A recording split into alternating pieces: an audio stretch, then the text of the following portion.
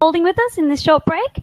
So we've actually had the results come in from the first round, and I can just read them out to you. So NMD won over Nova and Out. Scrpz and Scrpz managed to prevail over Team DC. Capital took the win from Onyx Esports. We Met at Bunnings is up a game from Top 10 Dad Betrayals. And the game we just watched, Milkshake, just squeezing the win from City Walk. So the prizes tonight, I did accidentally do a little bit of a blunder. So it's not actually going to be loot chests up for grabs tonight. It's actually going to be 2 Diva skins and 2 Genji skins up for grabs. So all the winners, they can PM Crisis in Discord, and then it'll just be a first come, first serve basis on preference. But get in there, make sure that you enter it. And I think we're actually going to draw our first one. So I'll just wait for the draw to close and we can get a winner. And congratulations, Holy Grail. You're the winner of a Genji or Diva bundle. Not only did you get MVP from the other game, this is just your evening. So congratulations. Make sure to PM Crisis in Discord. And then we're going to go on to game number 2, which will be on Tomb of the Spider Queen.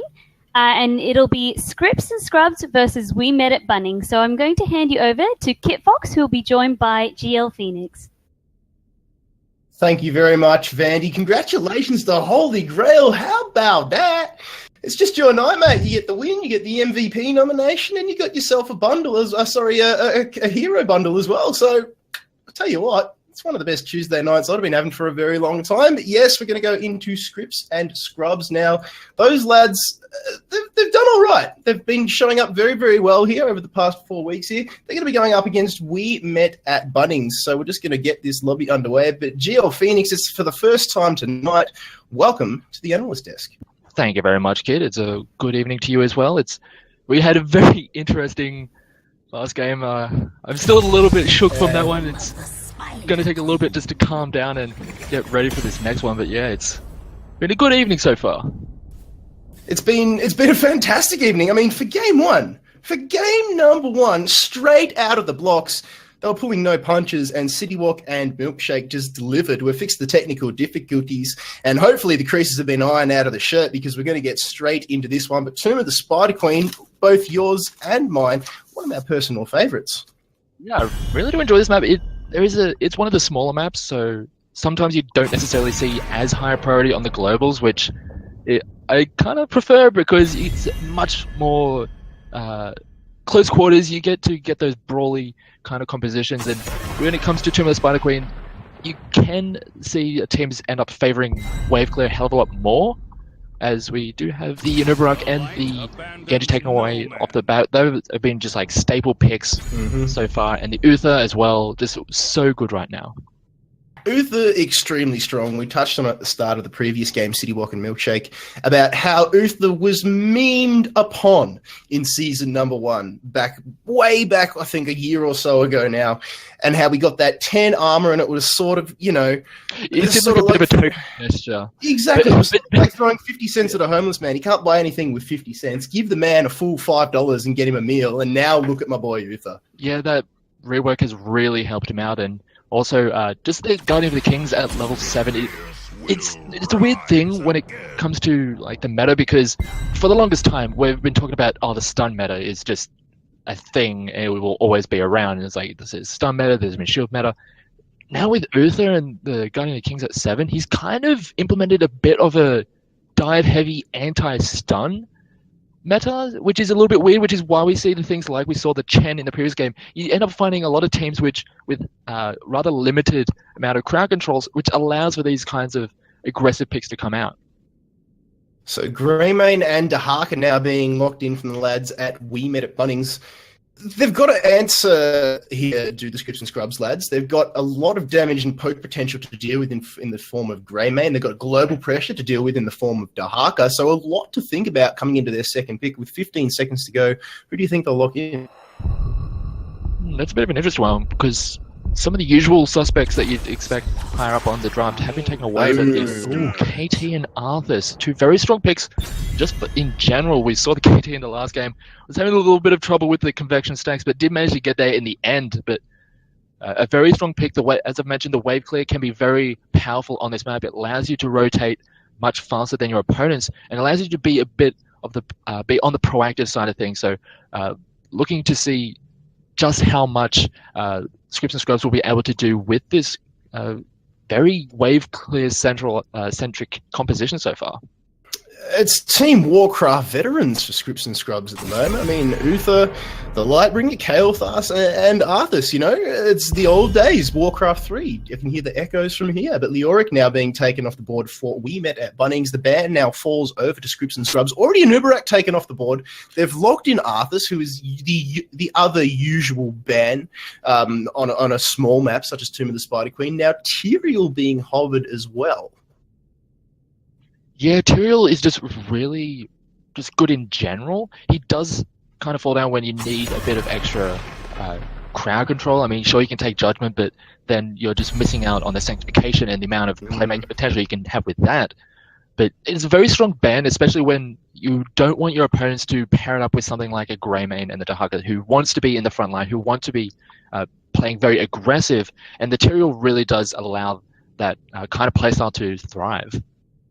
I could even see a Cursed Bullet coming out here from Greymane just to shred that front line of Arthas. And, you know, Uther's got, you know, decent sustainability as well, but he's not technically somebody you want to have on the front line. But for a support, you know, he can take a few hits. He is, you know, not without a bit of training, but double pick now for We Met at Bunnings. Let's see what they will choose to complement with Greymane or Dahaka. Now, Tomb, one of those maps where you really need to control two things, both your farm of your gems and as well as the points. Yeah, there's a little bit you need to be taking into account when you're looking at a draft. You want a bit of wave clear, so you're not going to just get shoved in all day. You want a bit of team fighting potential, because you are eventually going to be put into those situations where you want to be fighting, and you also want a bit of control around the map. And the Zebo and the Varian, they're trying to go for a bit of a very generalized composition. The Varian is going to be strong, and is going to be that front line that you really want to lock down something like that Kael'thas, and the Nazebo is going to scale very well into the late game. Extremely well, and Tomb of the Spider Queen is one of those maps where he can just build up those stacks to get into the late game. Vile Infection, now Stitch is being locked in, so a lot of eggs going to be thrown into the Stitches basket here for Scrpz and Scrubs. But if they land those hooks into Arthas Frost Presence, into Uther Hammer of Justice, it's pretty much GG's for whoever gets hooked.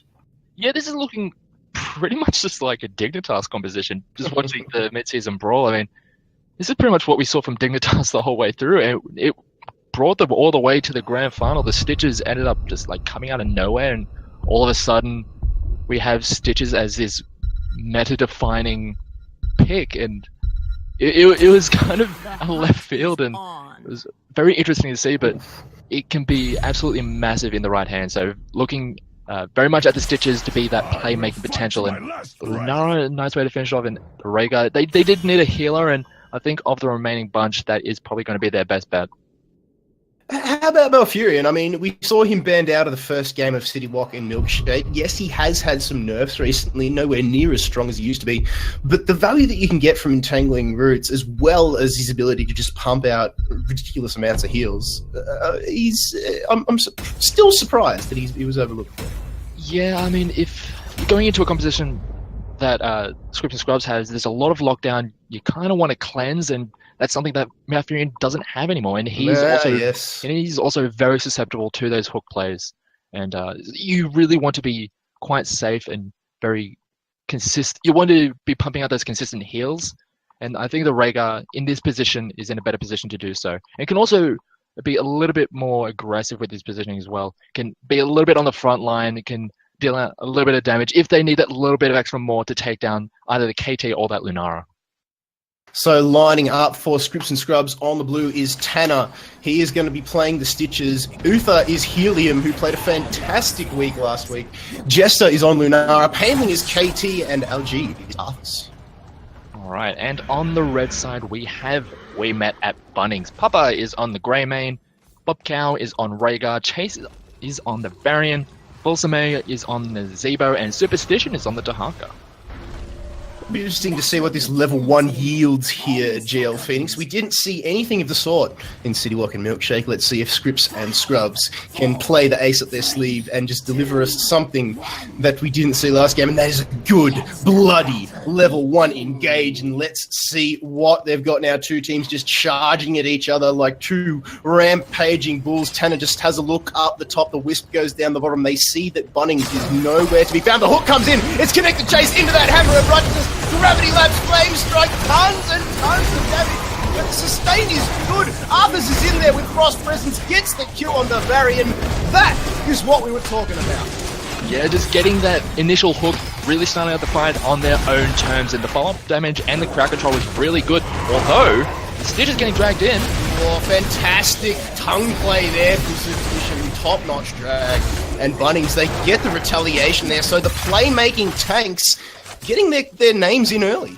Yeah, the first death started at the hands of a hook, and then the second one in the return was, well, I wouldn't say it's a hook, but close enough. It's just a little bit of a shorter range, so nice start for both sides. Nice to get that return kill, but now we're just getting to that part where both teams just want to be clearing out the waves as quick as possible, rotating around the map, and really just trying to get into a position where they can start pushing their advantages. Oh, Chase needs to be careful again. He eats another Gravity Labs, another Hammer of Justice. He spent more time standing still this game than he has moving, and now he gets stunned again. Helium was unable to follow it up with that ROJ because he was just used it on him before.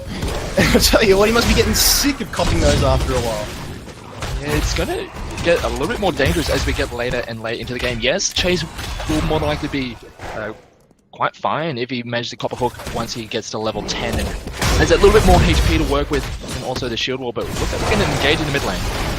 There's damage in the bot lane. LG nearly going down. They're getting dragged in, but a hook comes out. It's actually found the backline. Full summate on the Nazebo gets hooked. It throws down the zombie wall. Lickety split and was able to get away extremely quickly.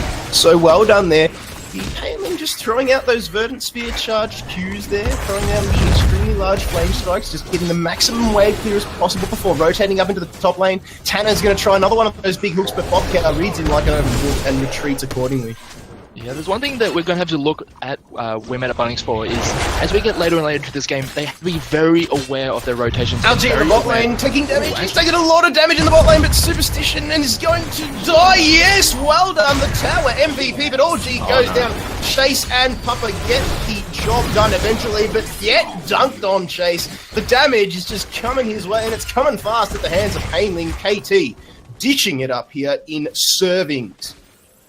Yeah, it's just very explosive early on in this game. Just a little bit of an overextension on the side of Weird at Bunnings, and not really respecting the rotation coming out from the Scrpz and Scrpz lads, and they are going to get punished for it, and it looks like Bobcow might be the next one. Oh, narrowly dodges the hook. Bobcow at 20 gems there. They'll be looking to turn that one in pretty quickly, you would imagine, doing a good job there on Rhaego. Ghostwolf does find a lot of value.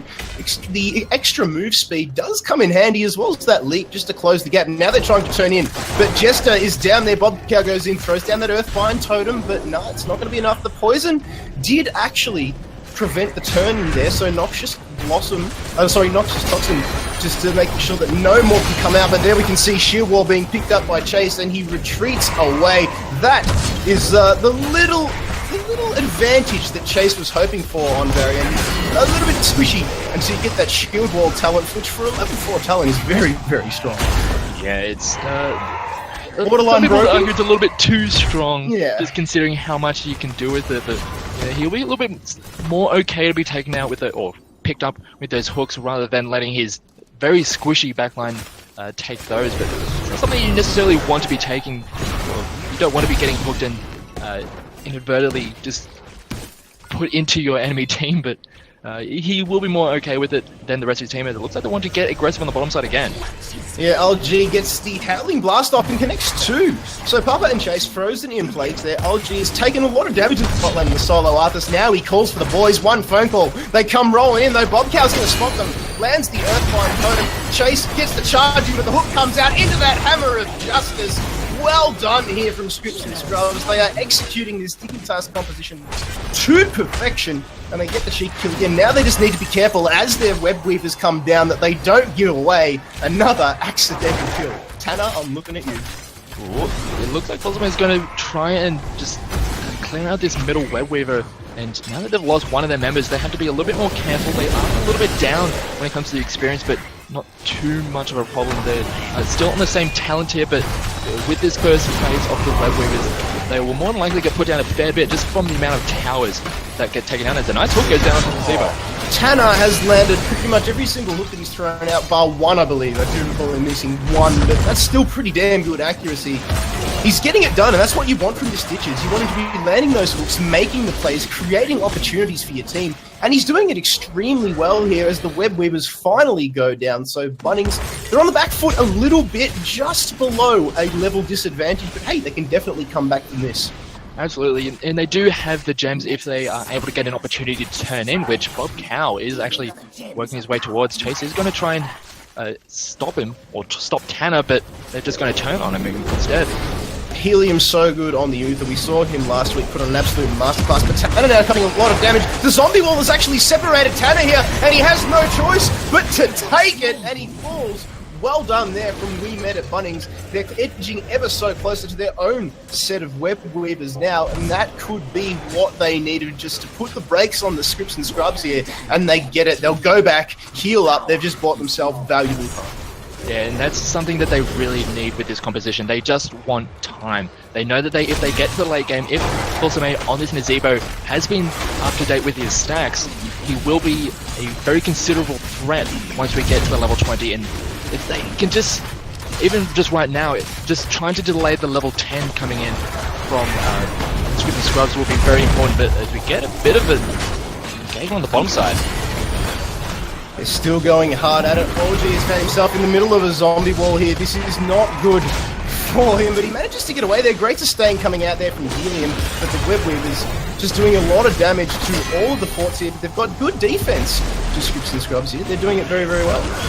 Yeah, they've managed to do the very spread out defense and not lose out too much room. Yes, they did end up losing a whole bunch of the outer towers, which did even out of the experience, but they didn't lose any of the forts, which is pretty important when you get later and later into this game. You want that forward position, you want those safe areas further out that you can really retreat to if things go a little bit awry. Just getting the whispers that Scrpz and Scrpz are actually on Team Red here, so GG's to that one again. So Scrpz are now going to be on Red. Yes, it's happened again, but hey, we didn't set this lobby up. That was the team. So unfortunately, we have to work with it. But hey, we'll deal with it, GLPhoenix, as the fight is going down here in the well, it's actually up the top as Rhaegar gets melted. Well done, fantastic play coming out into both of these two teams because it's one apiece. Bunnings and Scrpz and Scrpz both trading superbly. Yeah, it all started out just from a hook onto Bobcow on the Rhaegar, managing to take out that support right at the start, but the trade kill came in huge, and not only were they able to just trade the kill, we ended up losing a lot of those gems for the blue side, so that was actually quite advantageous for Scrpz and Scrpz. They're playing it well here. I mean, it's 11 apiece if you're looking at levels. It's still very tit for tat. We saw the first game on Sky Temple go right down to the wire here.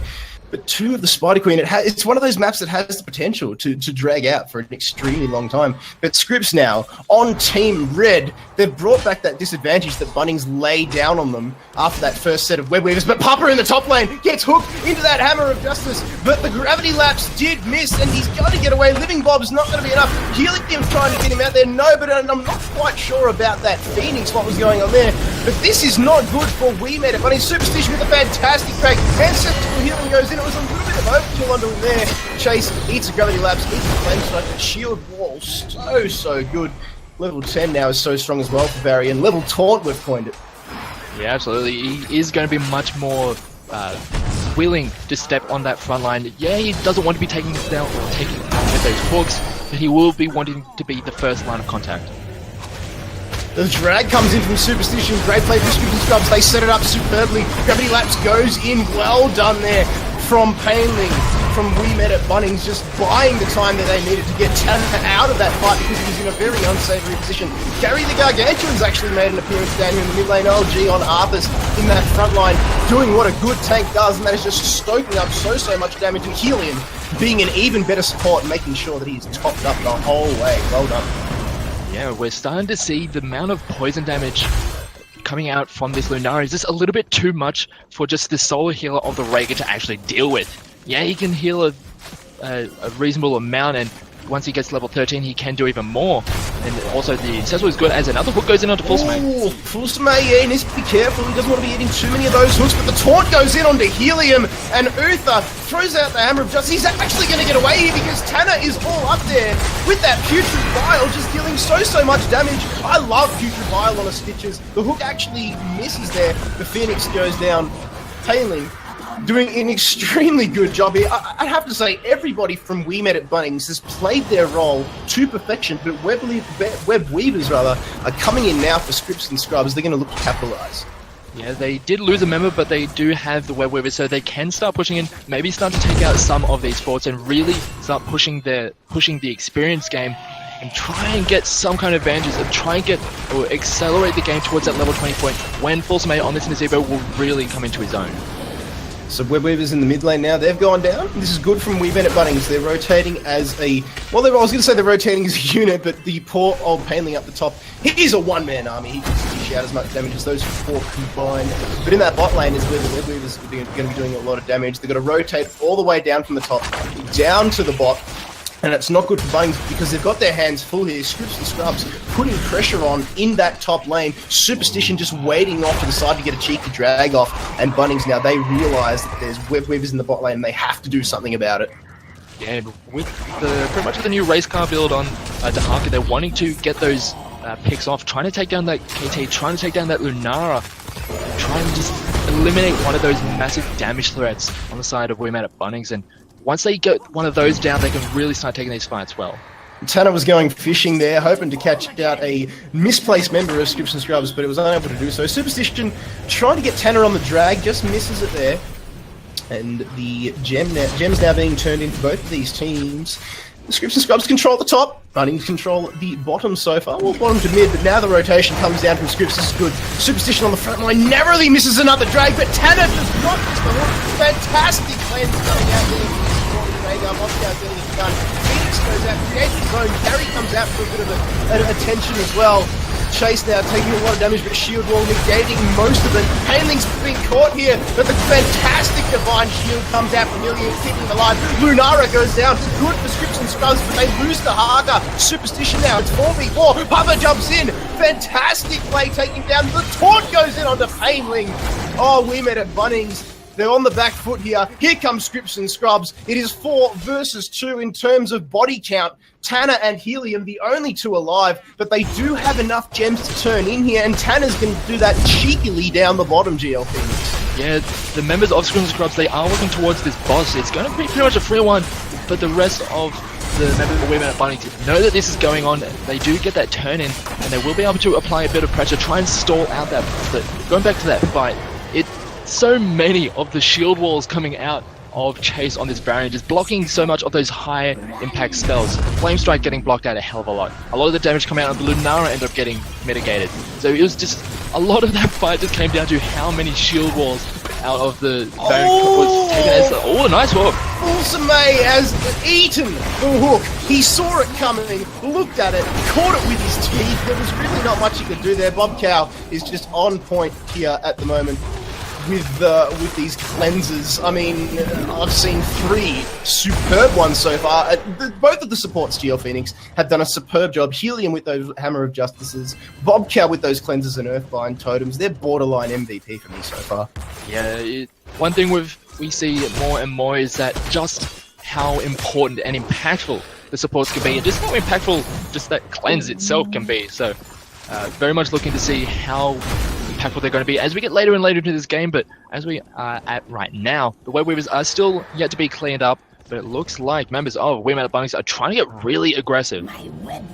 Convection has been completed for Painling, and yeah, the We Met at Bunnings lads rather overextended. There's no Scrpz and Scrpz lads, and just timing GLPhoenix Papa by some weird cosmic intervention, the timing was just perfect for Papa to go away, to cross the path and not get spotted. Now they're going to take that camp, the Bruiser camp down in the bot lane, the mid lane, get themselves a little bit more extra added pressure. And Dahaka Superstition's going to take the bottom lane. So this is good map control coming out. Strokes, but a fantastic hook comes down with Bullsmane. Zombie Wall actually caught chasing there. In comes the Phoenix, dishing out the damage. Superstition now is forced to retreat over the top because Gary comes down as well. So once KT's ult and Nazebo's up, but Bullsmane again has eating another hook. The leap from Lunara. 1, 2, fantastic ancestral comes out.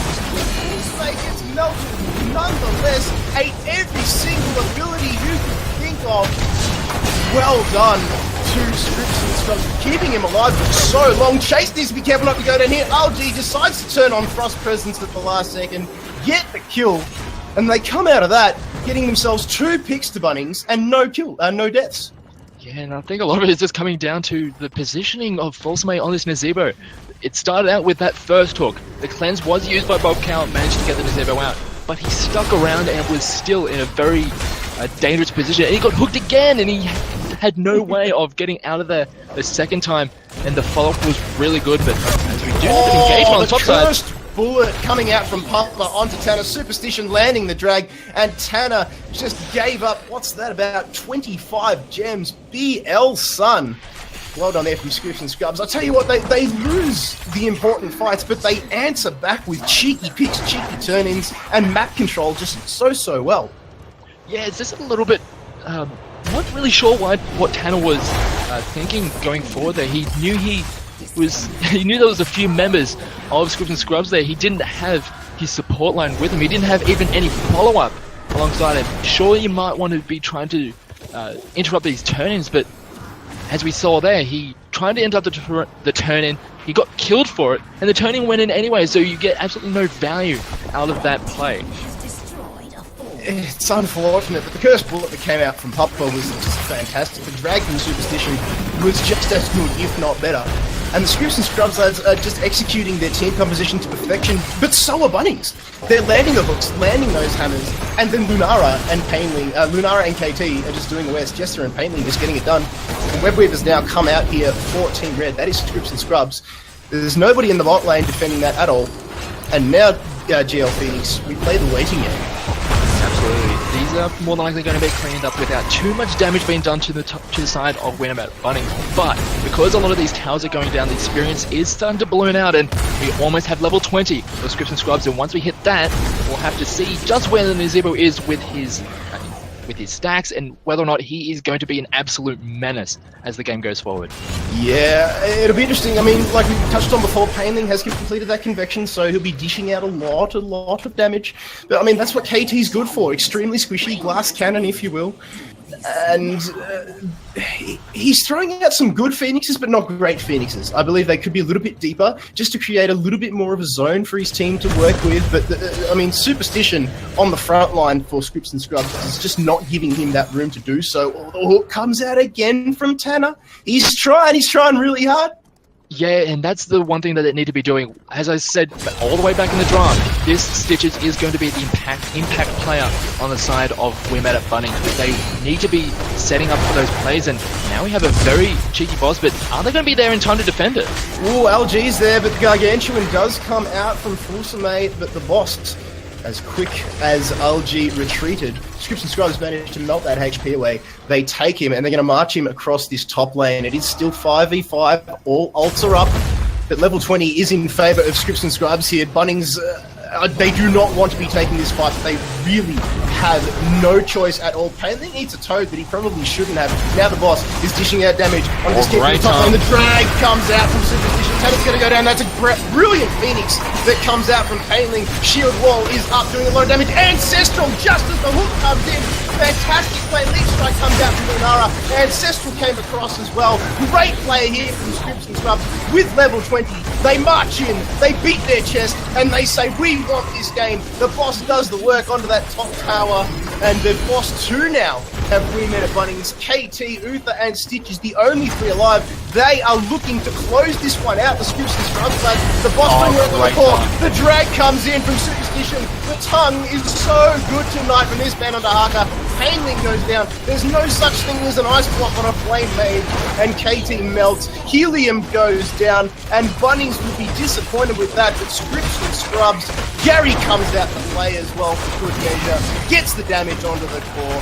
GG's. Yeah, well done to Scrpz and Scrpz. And one thing you mentioned as that was about to start off, the level 20. Even at the very end of that, we met at Bunnings didn't even get to that level 20, and the talents that we saw coming out of level 20 were so impactful for Scrpz and Scrpz. The Storm Shields, the Glory to the Alliance on the banner from variant, just allowing to get those more heals and more just regeneration, allow them to stick around in that fight so much longer than they probably should have been able to. We saw a really good Ancestral at the end there to keep the variant alive, and just the turn was so very well done from Scrpz and Scrpz, and they were able to take it.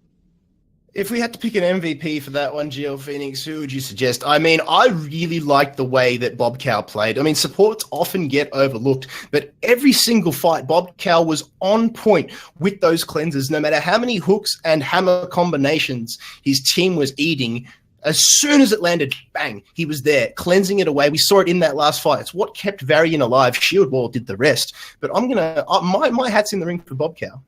Yeah, I'm going to have to agree with you there. I mean, as you mentioned, supports sometimes don't get the love they kind of deserve, but we're just looking at the games today, and even just like looking at the games over at HDC, the mid-season brawl, the supports have been so impactful, and yeah, it's like without a very strong support, you can kind of just get run over and get caught out. And against the composition that we met at Bunnings had, you need to have a strong support line to help out those members when they get caught out, because we saw Fulsome on the Zebo, he did get caught out a little bit more than he probably should have. His positioning was a little bit questionable, but because Bob Cow was always in his pocket with those cleansers and with those heals, he was able to stay alive a little bit longer than probably should have. So yeah, I think the Rhaegar and Bob Cow has really earned that MVP.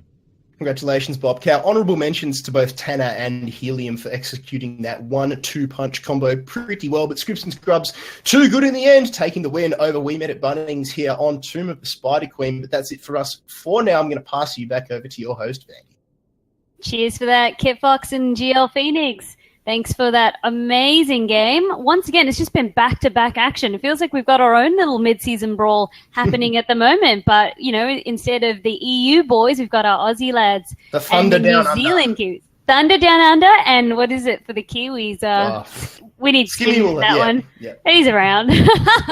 But, yeah, we're just waiting for the rest of the match results to come in. So just bear with us. If you haven't already, !GS HOTS for the chance to win a Genji or Diva bundle. So don't miss out on that one. We'll be drawing it right after this break.